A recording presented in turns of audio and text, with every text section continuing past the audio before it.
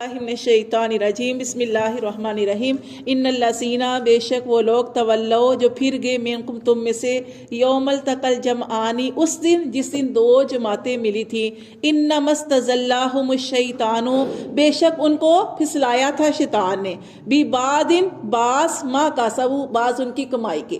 یہ جس دن آپس میں یہی غزوہ احد ہی کی بات ہو رہی ہے کہ جس دن صحابہ کرام اپنی جگہ پہ حضرت عبداللہ بن جبیر کی نگرانی میں کھڑے تھے تو یہ جگہ چھوڑ کے تو مال غنیمت کو سمیٹنے میں لاگے تھے. یہ اللہ تعالیٰ نے فرمایا جس دن تم پھر گئے جس دن دو جماعتیں آپس میں ملی اور یہ سب کچھ کس نے کروایا؟ شیطان نے کروایا. اور تمہاری بھی غلطی تھی کہ جو تمہاری کمائی کے سبب.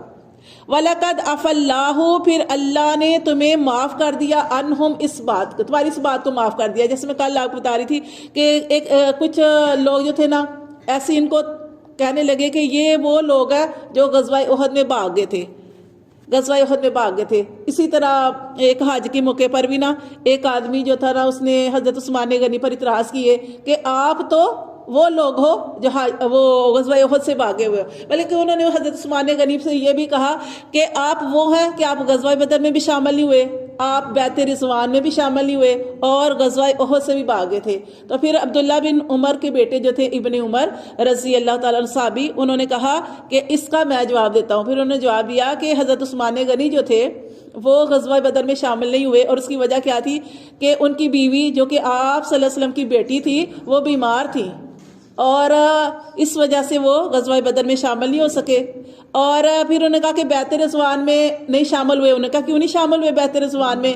کہ آپ صلی اللہ علیہ وسلم نے جب بیعت کی، یاد ہے نا وہ واقعہ، تو ہاں تو وہاں پہ آپ صلی اللہ علیہ وسلم نے اپنا سفیر بنا کے بھیجا تھا حضرت عثمان غنی کو مکہ کی طرف کہ جاؤ وہاں کے حالات کا پتہ کر کے ہو کہ ہمیں عمرہ کرنے دیتے ہیں یا نہیں کرنے دیتے.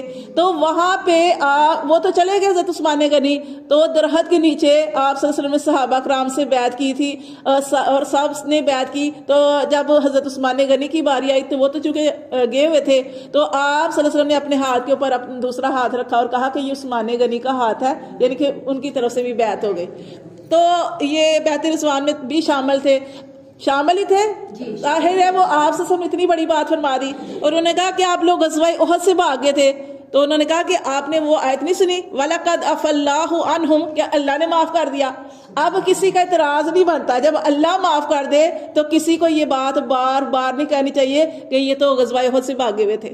ان اللہ بے شک اللہ غفور حلیم اللہ بخشنے والا اور بردبار ہے. یا ایھا الذین آمنو اے وہ لوگ جو ایمان لائے ہو، لا تکونوا تم نہ ہو جانا کالذین ان لوگوں کی طرح کافروا جنہوں نے کفر کیا، وقالو اور انہوں نے کہا لاخوانہم اپنے بھائیوں کے لیے. اپنے بھائیوں سے مراد ضروری نہیں کہ صلبی بھائی ہوں، یہ دینی جو بھائی ہوتے ہیں یا جن کے ساتھ تعلق ہوتا ہے وہ بھی. تو اللہ فرماتے ہیں کہ اے ایمان والو تم ان کافروں کی طرح نہ ہو جانا کہ ان کافروں نے اپنے بھائیوں کے لیے کہا، وہ بھائی اذا ضربوا کہ جو نکلے ہوئے تھے فی الارض زمین میں کیا کرنے؟ وہ جہاد کے لیے. او کانو غزن یا تھے وہ غزوے میں. لو کانو تو ان کے لیے انہوں نے کہا کافروں نے لو کانو عندنا اگر یہ ہمارے پاس ہوتے، ما ماتو یہ مدینے میں رہتے تو نہ مرتے، وما قتلوا اور نہ ہی مارے جاتے. اس طرح کی انہوں نے بات کی. جیسے ہم کل بھی پڑھے تھے کہ اللہ تعالیٰ نے ہر انسان کی قسمت لکھ دی ہے، تقدیر لکھ دی ہے، ہاں موت کا وقت لکھ دیا ہے. انسان کی موت کا وقت جہاں پہ لکھا ہے اس جگہ پہ انسان نے پہنچ جانا ہے. تو اللہ فرماتے ہیں کہ وہ کافروں کی طرح نہ ہونا جنہوں نے کہا اپنے بھائیوں کے لیے، وہ جو غزوے میں نکلے ہوئے تھے، اللہ کی راہ میں نکلے ہوئے تھے، ان کے لیے کہا اگر یہ مدینے میں ہوتے تو نہ مرتے اور نہ مارے جاتے.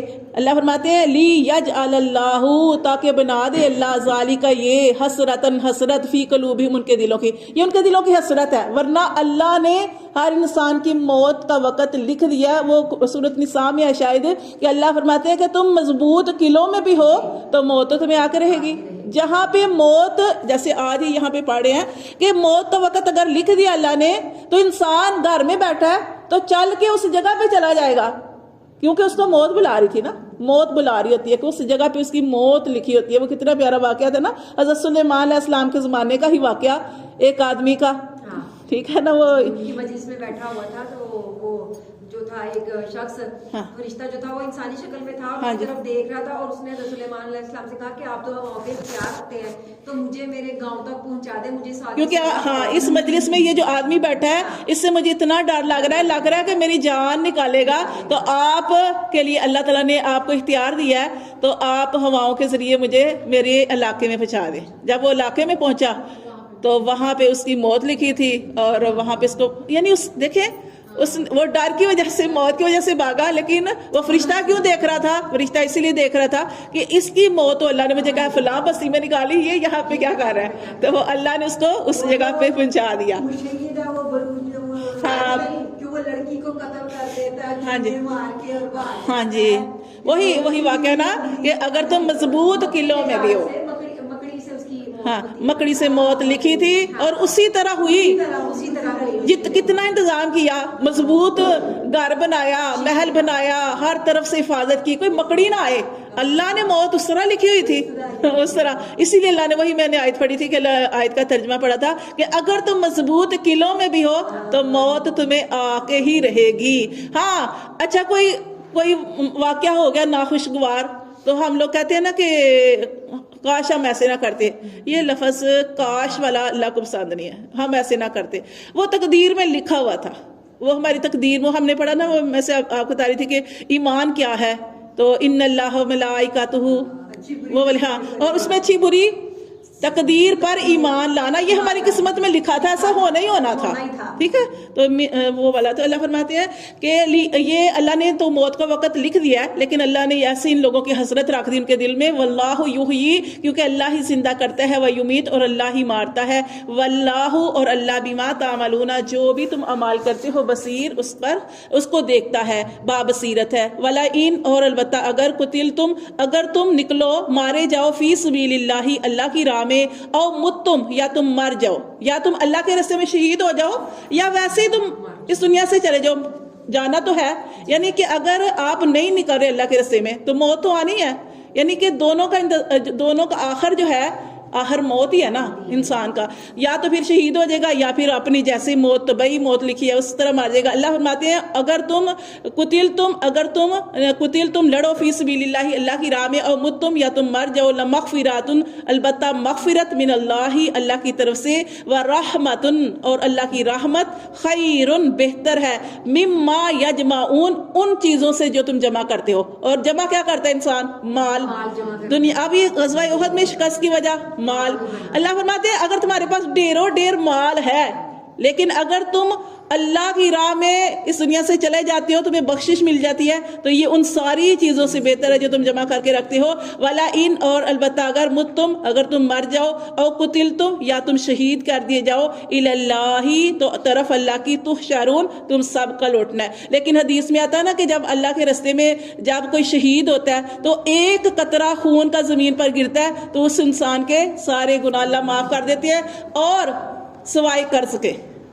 قرض معاف نہیں ہوتا. اسی طرح اللہ کے راستے میں نکلنے سے مراد دین کے لیے نکلنا بھی ہے, یا آپ حج کے لیے نکلے ہیں تو یہ ساری چیزیں بھی اسی میں آتی ہیں.